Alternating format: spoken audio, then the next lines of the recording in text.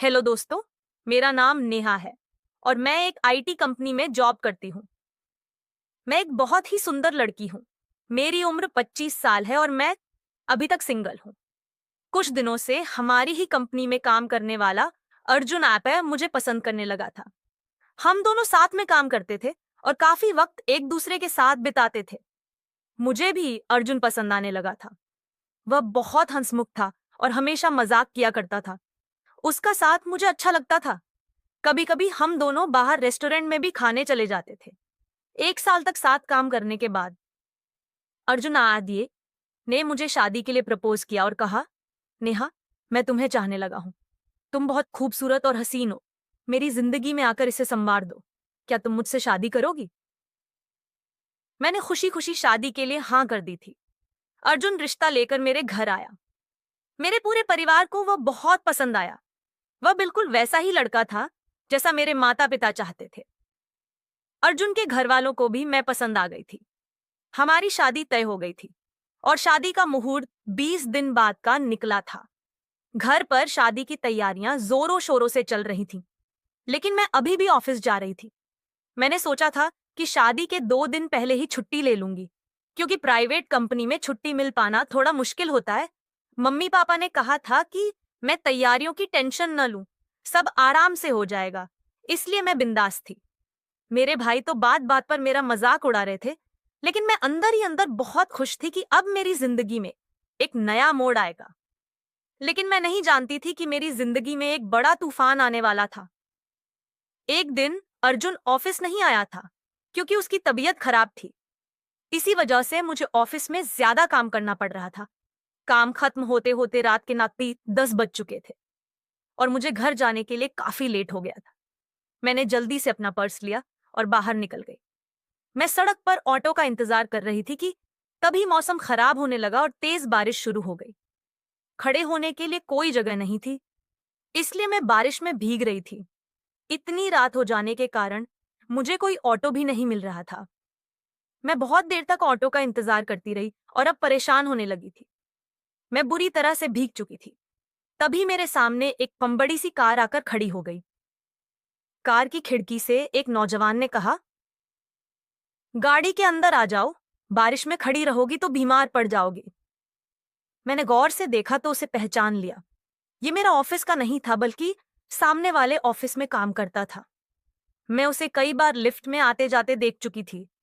जब भी लिफ्ट में वह मेरे साथ होता तो वह मेरी तरफ चुपके से देखता था। एक बार मैं ऑफिस के बाद ऑटो का इंतजार कर रही थी, तब भी उसने मुझे लिफ्ट ऑफर की थी। लेकिन तभी अर्जुन अपनी बाइक लेकर आ गया था और मैं उसके साथ चली गई थी। वह काफी देर तक हम दोनों का पीछा करता रहा था, पर आज तो अर्जुन भी नहीं था और वही लड़का मुझे फिर से लिफ्ट ऑफर कर रहा था।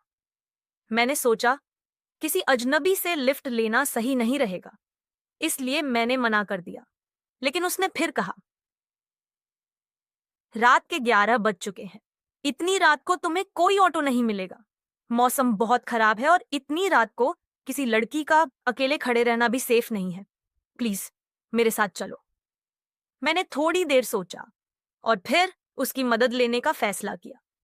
मैं उसकी गाड़ी में बैठ गई। तुम बहुत भीग चुकी हो, मेरा घर पास में ही है।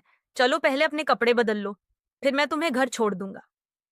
मुझे बहुत ठंड लग रही थी, इसलिए मैंने उसकी बात मान ली और उसके घर चली गई।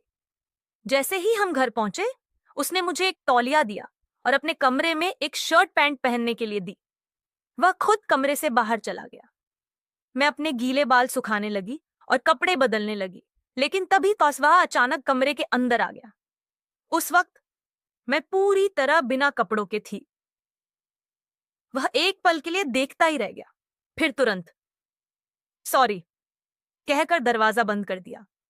मैं अंदर ही अंदर बहुत शर्मिंदा हो गई थी। जल्दी से शर्ट पहन ली, लेकिन उसकी पैंट मुझे फिट नहीं आई, तो मैंने तौलिया लपेट लिया। जब मैं बाहर आई तो वह नजरें झुकाए बोला, मुझे माफ करना, मैंने दरवाजा खटखटाया था, लेकिन तुमने कोई जवाब नहीं दिया। मैंने भी स्वीकार किया कि मेरी गलती थी। फिर उसने मेरे गीले कपड़े वॉशिंग मशीन में सुखाने के लिए डाल दिए। फिर उसने कहा, चलो कुछ बना लेते हैं। हम दोनों किचन में चले गए और उसने ऑमलेट और चाय बनाई। जब हम खाने लगे तो मैंने देखा कि वह मन मुझे लगातार घूरे जा रहा था। मुझे एहसास हुआ कि मेरी शर्ट की ऊपर की बटन खुली थी। वह धीरे धीरे मेरे पास आया और मेरी शर्ट के बटन लगाने लगा। मेरी सांसें तेज होने लगी। वह मेरे करीब आया, मेरी बाहों में भरकर मेरे होठों को चूमने लगा। मैं खुद को रोक नहीं पाई। उस रात मैं पूरी तरह उसकी हो गई। सुबह उठते ही मुझे एहसास हुआ कि मैंने क्या कर दिया। मेरी शादी अर्जुन से होने वाली थी, लेकिन अब मैं पूरी तरह आदित्य की हो चुकी थी। आदित्य ने कहा, अब तुम मेरी हो, मैं तुम्हें खोना नहीं चाहता। वह मुझे लेकर मेरे घर पहुंचा और मेरे माता पिता के सामने कह दिया, मैं और नेहा अब अलग नहीं हो सकते। मेरे मम्मी पापा होंडेन हैरन रह गए।